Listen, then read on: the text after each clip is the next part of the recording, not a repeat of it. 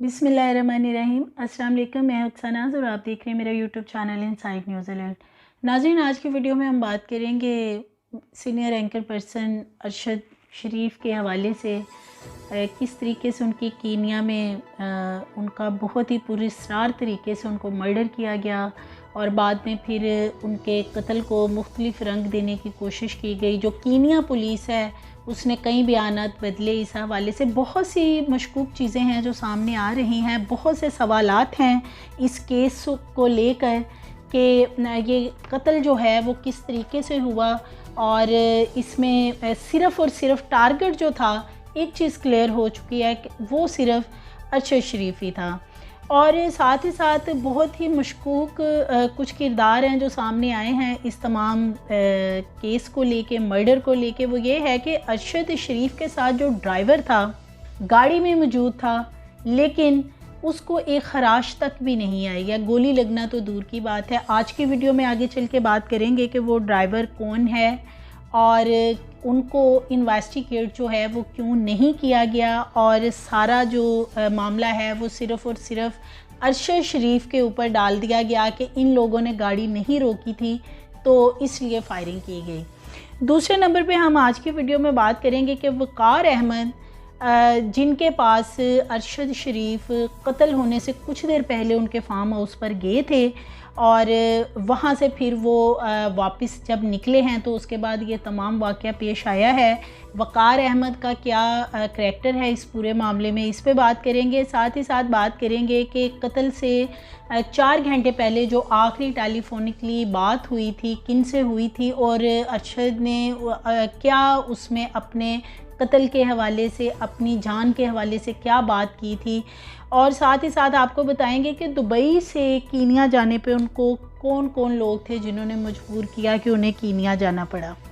तो नाज़रीन, जैसे कि आप जानते हैं कि कीनिया में बहुत ही दिलखराश वाक़या पेश आया 2 रोज़ पहले। अरशद शरीफ को बहुत ही बेदर्दी से वहाँ कत्ल कर दिया गया और उसके बाद जो वहाँ की पुलिस है, कीनिया की पुलिस, उन्होंने सिर्फ सादा सा बयान दिया। जैसे कि आप डिटेल पहले भी जानते हैं, मैं इतनी डिटेल में नहीं जाऊंगी, कि एक गाड़ी थी और उसका ताक़ुब किया जा रहा था क्योंकि उसमें किसी बच्चे को भी अगवा किया गया था, तो इसलिए ये गाड़ी भी उससे मिलती जुलती थी, तो हमने इस पे फायरिंग कर दी। फ़र्स्ट ऑफ़ ऑल तो ये बात है कि अगर गाड़ी में वो बच्चा मौजूद था जो अगवा हुआ था तो पुलिस ने अंधाधुंध जो फायरिंग है कीनिया पुलिस ने वो कैसे कर दी, ये बहुत बड़ा सवाल है। दूसरा सवाल जो है इस पूरे मामले में कि 9 फायर किए गए हैं गाड़ी के ऊपर और सारे के सारे जो भी फायर किए गए हैं वो तमाम के तमाम अरशद शरीफ की तरफ किए गए हैं।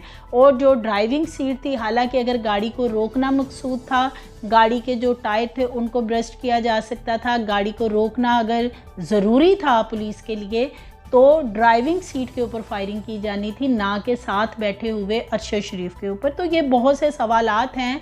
ये पूरा मामला बहुत मशकूक है और बहुत ही ये तकलीफ़ दे वाक़या है जो पेश आया है।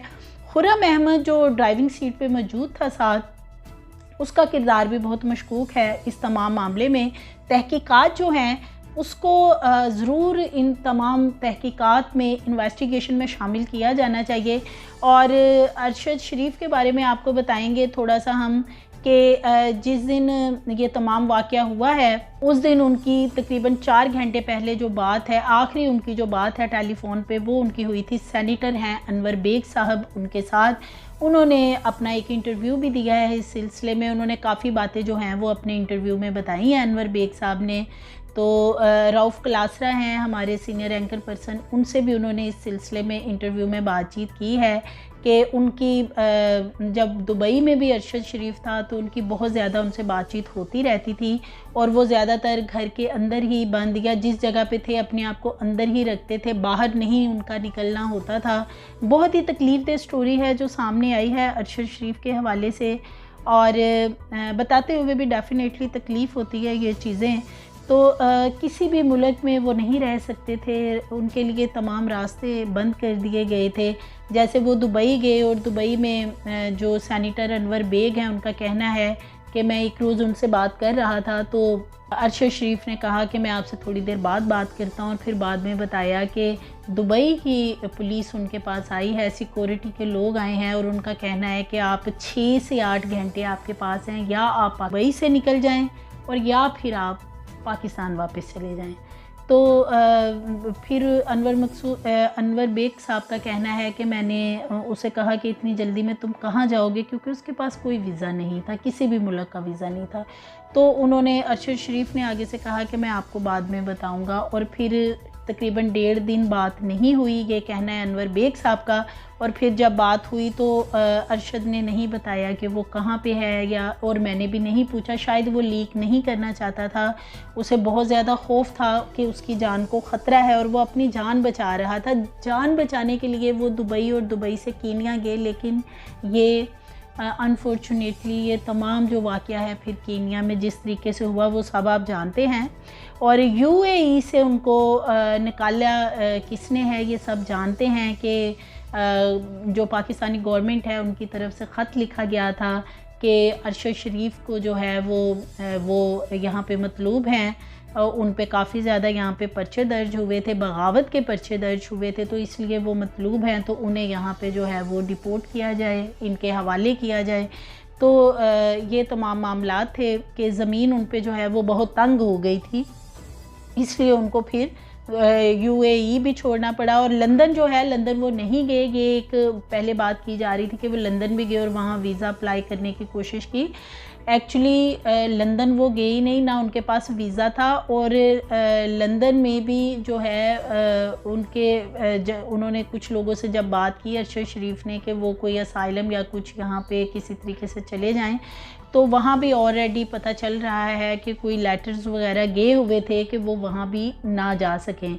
और तीसरे नंबर पे फिर वो कीनिया चले गए। अब कीनिया में ये तमाम मामला जो हैं वो आए हैं, आपने देखा होगा कीनिया से उनका जो लास्ट व्लॉग है संडे के रोज़ का, उसमें सुबह के टाइम उन्होंने किया, उसमें उन्होंने एक शर्ट पहनी हुई है स्काई ब्लू सी, और बहुत दुख होता है उनका, वो भी लोग देखते हैं तो वो बता रहे हैं उसमें कि मेरे पास सिर्फ ये एक ही शर्ट है, और आप कहेंगे कि यानी उनके पास कपड़े भी नहीं थे। आप ये देखें कि जब एक इंसान कहीं हम ट्रैवल करते हैं, किसी दूसरी कंट्री में जाना चाहते हैं, तो हम कहते हैं कि अच्छा हम इतना सामान ले जाएं, हमने इतने दिन किसी जगह पे रुकना है, लेकिन अरशद शरीफ को ये नहीं पता था कि मैंने किस जगह पे कितने दिन रुकना है, उन्हें इस बारे में कुछ भी पता नहीं था।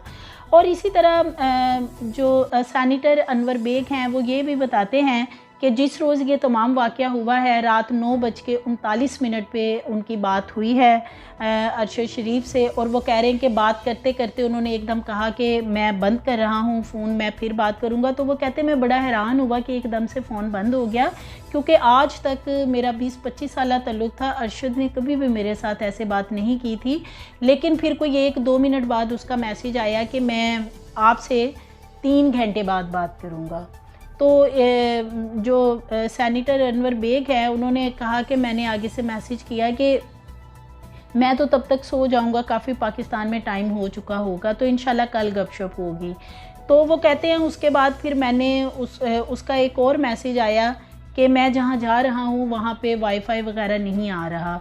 वो कह रहे जैसे ही उसका मैसेज मोबाइल मेरे हाथ में था, मैंने रिप्लाई आगे से करना चाहा तो एक ही टिक का निशान आया, यानी व्हाट्सएप मैसेज होगा और वो डिलीवर नहीं हुआ। तो वो कहते कि मैं बहुत हैरान हुआ कि वो इतनी जल्दी किस जगह पे निकल गया है कि उसका कनेक्शन या व्हाट्सएप वगैरह कुछ भी काम नहीं कर रहा। तो वो कह रहे हैं उसके बाद मेरी आंख खुली तकरीबन 4 बजे के करीब, और ये तमाम वाक़या जो है वो चल रहा था टीवी पे कि उनको कत्ल कर दिया गया है। तो ये बातें जो हैं ये सैनिटर जो अनवर बेग हैं उन्होंने आज कुछ शेयर की हैं इंटरव्यू में और आपके सामने वो रखी हैं।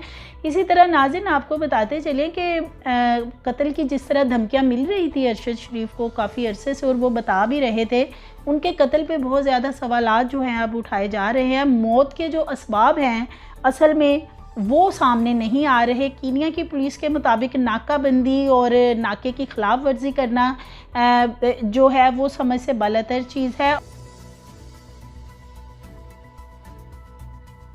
बगावत के मुकदमात उन पे बहुत ज़्यादा दर्ज हुए थे और इसी तरह फिर उनको काफ़ी ज़्यादा ARY जो चैनल है उसकी तरफ से भी परेशानी का सामना रहा, उन्हें वहाँ से भी फारिग कर दिया गया था। ड्राइवर के हवाले से बात करते हैं। ड्राइवर खुर्रम जो है वो साथ मौजूद था, पूरे मामले में उसका क्या किरदार है। याद रहे नाज़रीन, मैं थोड़ा सा आपको हिंट दे दूँ कि जब सिद्धू मूसेवाला को कत्ल किया गया था तो कातिल का पता नहीं चल रहा था। अब बाद में कातिल का पता कैसे चला? जो साथ वाली सीट पे बैठा हुआ लड़का था, जो दोस्त था सिद्धू मूसेवाले का, वो अपने मोबाइल से असल में लोकेशन जो है वो मैसेज के ज़रिए तमाम दे रहा था। और बाद में जिन लोगों ने, जो कातिल थे, उन्होंने जब सिद्धू मूसेवाला पे फायर किए, उसको कत्ल किया, तो ये जो उनको मैसेजेस कर रहा था, लोकेशन दे रहा था, इसका सिर्फ मोबाइल ले गए, इसको भी खराश तक नहीं आई थी। तो इसलिए इस केस में भी जो ड्राइवर है खुर्रम अहमद, उसका किरदार काफ़ी मशकूक है, उसे शामिल तफ्तीश करना चाहिए।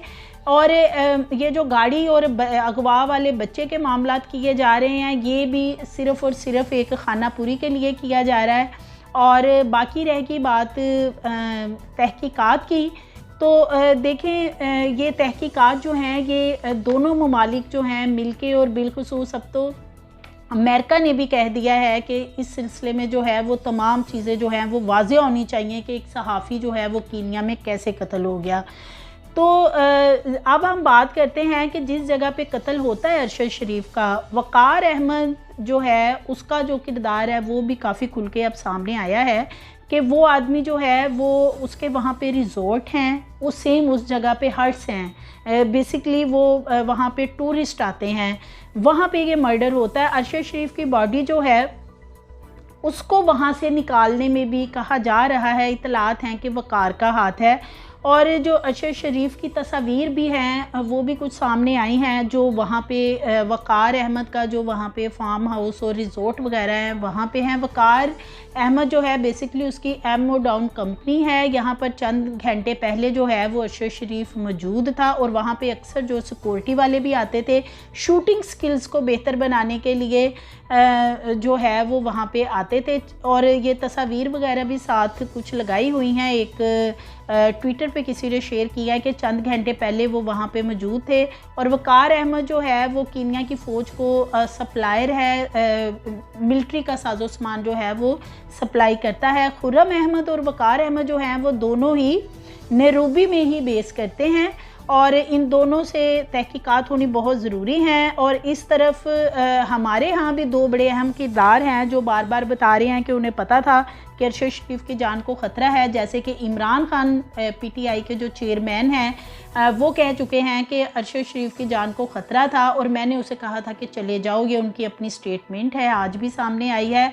उनसे भी पूछना चाहिए कि कौन लोग थे और वो क्या हेल्प कर सकते हैं, अथॉरिटीज़ वगैरह की उनको भी हेल्प करनी। आर्मी चीफ भी कह चुके हैं कि जितनी भी इन्वेस्टिगेशन है, तहकीकात, उनमें तेज़ी लाई जाए, और पूरा ताउन जो है वो आर्मी की तरफ से भी किया जाएगा। ये भी स्टेटमेंट आ गई है। 27 अगस्त 2022 को शीरी मज़ारी ने एक इंटरव्यू दिया था, काफ़ी ज़्यादा सोशल मीडिया पे वायरल है, जिसमें उन्होंने बताया था कि अरशद शरीफ के साथ गाड़ी, अरशद शरीफ जो है उसको सर की कीमत जो है वो लग चुकी है, उसके सर की सुपारी दे दी गई है। अब अगर शीरी मज़ारी जो है वो ये बात क्लेम कर रही हैं अपने इंटरव्यू के अंदर, तो वो भी बताएं जो उनके पास इंफॉर्मेशन है, ताकि ये चीज़ क्लियर हो सके कि आखिर कौन लोग हैं पीछे, कौन सा माफिया है कि जो ये तमाम काम करना चाहते हैं। खुर्रम अहमद ड्राइवर को जो है वो खराश तक पूरे मामले में नहीं आई, और वक़ार अहमद जिसके वहाँ पे रिज़ॉर्ट हैं, हट्स हैं, इस मुकाम पर, जिस मुकाम पे ये तमाम वाक़या होता है,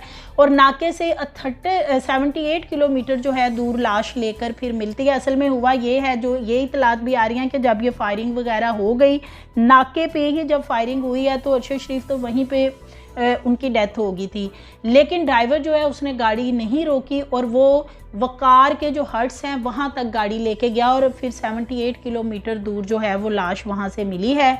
ये तमाम मामला है।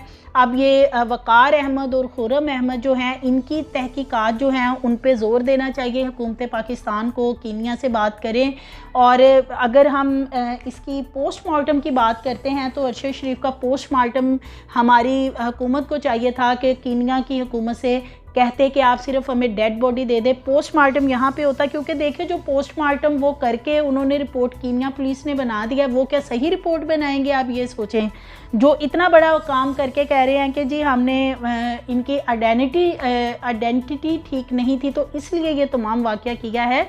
तो यहाँ पे पोस्टमार्टम होता तो बहुत सी चीज़ें यहाँ पे फिर क्लियर हो जानी थी। जैसे जैसे अपडेट्स आती रहेंगी आपसे हम शेयर करते रहेंगे। हमारी मज़ीद वीडियोज़ के लिए हमारे चैनल को सब्सक्राइब करें, लाइक करें और बेल आइकन को प्रेस करें।